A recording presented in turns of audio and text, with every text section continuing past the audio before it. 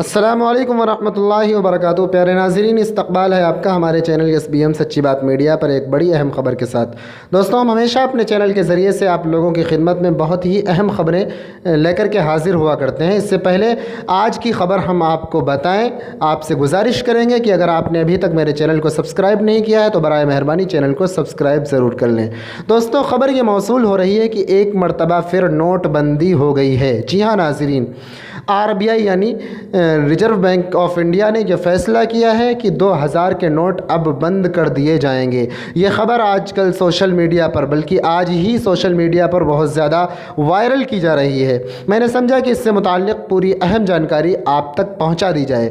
जानकारी ये है कि आपको घबराने की ज़रूरत नहीं है। अगर आपके पास 2000 के नोट मौजूद हैं तो आप 30 सितंबर तक किसी भी बैंक में या किसी भी शाखा में जाकर उस नोट को चेंज करवा सकते हैं। आप उस नोट को बदलवा सकते हैं, आपके पास इतना वक्त है।